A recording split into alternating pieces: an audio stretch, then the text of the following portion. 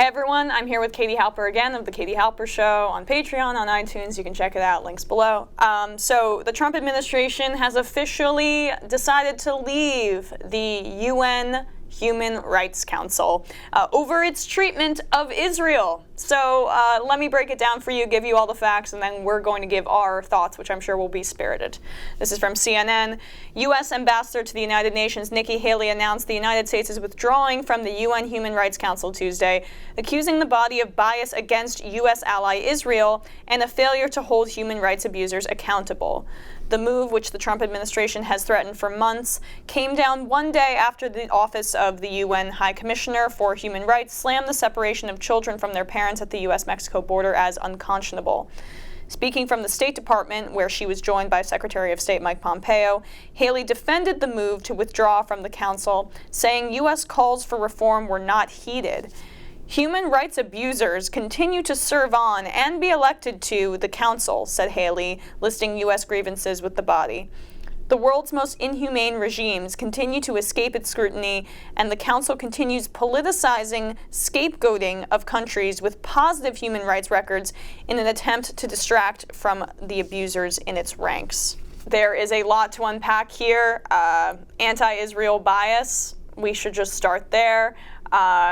And first of all, Saudi Arabia is on the UN Human Rights Council, so it's not like this is some bastion of progressivism or human rights there, but the reason for the United States leaving is so laughable to me. First of all, Israel has been caught killing protester after protester after protester, peaceful protesters, children, press, wearing vests that clearly say that they are part of the media, and then you hear stories like this about Israel. Recording or taking unauthorized pictures of Israeli soldiers clashing with Palestinians could soon bring criminal charges and penalties if legislation proposed by members of Prime Minister Benjamin Netanyahu's hawkish coalition is enacted into law.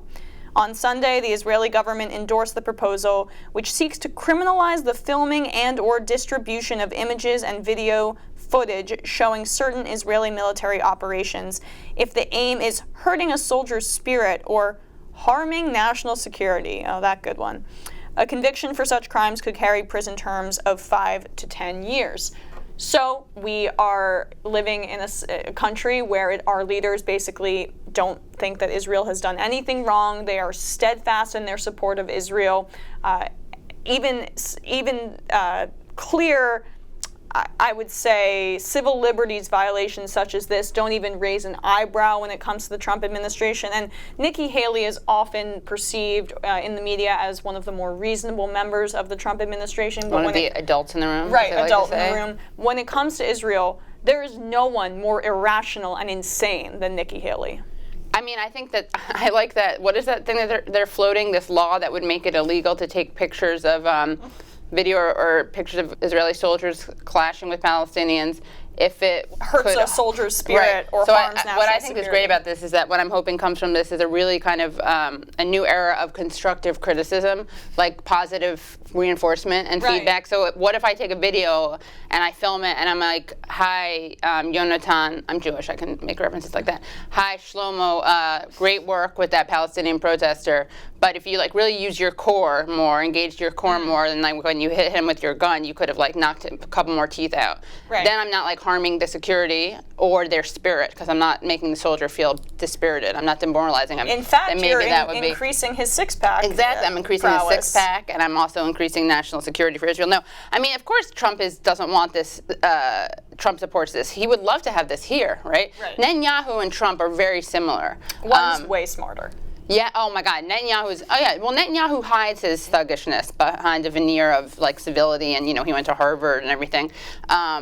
Donald Trump is just a vulgar businessman, really good, really great negotiator. But this is a joke. I mean, Israel's violations of human rights are kind of notorious, and they have their own get out of jail free card, which is that they always claim to be the subject of a double standard. You have people here. I mean, there's this term called PEP, Progressive Except on Palestine, which refers to people who are progressive on most issues, and we agree with them on most issues. And then when it comes to Israel, all of a sudden they're total right-wing hawks.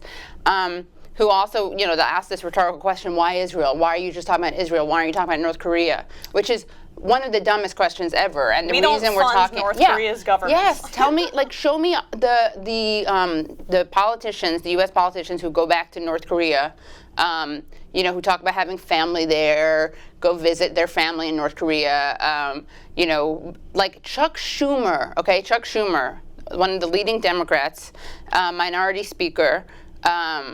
He is minority leader, Senate minority leader. He said that the reason there isn't peace in the Middle East is because Muslims and Palestinians, they don't believe in the Torah. Right. This is a theocratic view, okay?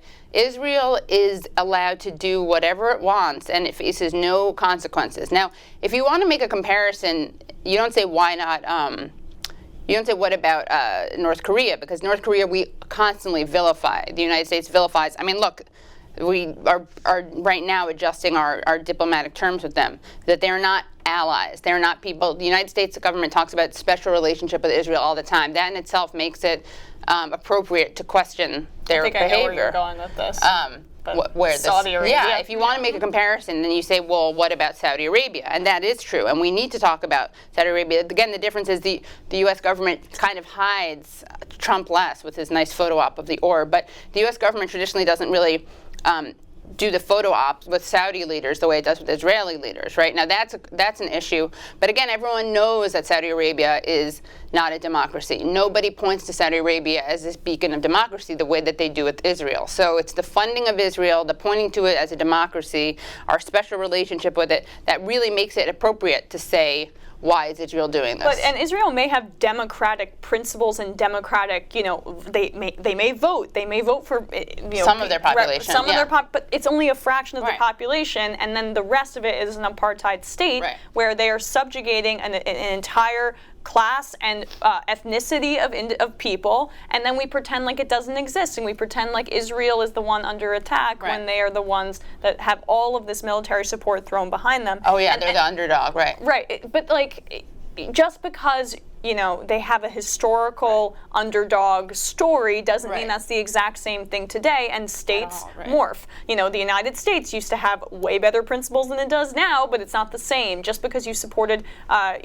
Israel under a different leader doesn't mean that you have to support Netanyahu's Israel and what they're doing now. And that's what bothers me most about leaving the UN Human Rights Council, because, yeah, I know it sounds awful on paper, and just because they criticize our ridiculously draconian, cruel policy about separating families at the border, you're going to be a baby and take your toy and run away. It's absurd, and I understand that. But what bothers me even more is the propping up of Israel by this administration, and it's a toxic mix of both pro-Israel donors in the United States, like Sheldon Adelson is at the head of that brigade, and then Seller's friend.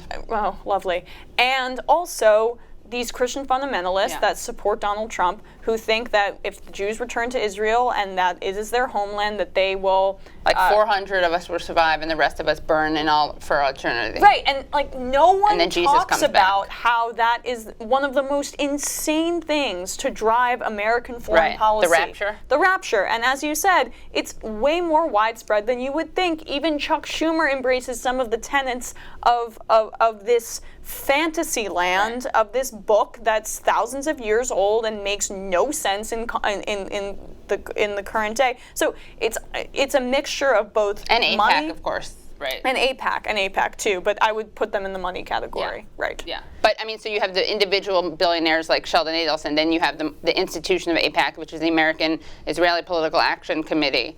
But yet, right, those two go hand in hand, and they actually really distort what it means to be Jewish in America, because they become the face of American Jewry, and that's not representative. They're just the well-funded, politically connected, high-profile ones, but they don't represent what most Jews feel about Israel, especially, I mean, the younger ones. That's really changing. So, I agree. I mean, in terms of Schumer, of course, like Schumer doesn't believe in the rapture. He thinks these people are crazy, but he's fine allying himself with them, and he certainly is fine with appealing to the idea. His thing about the Torah is more, the Old Testament, as I guess non-Jews or non-religious people call it.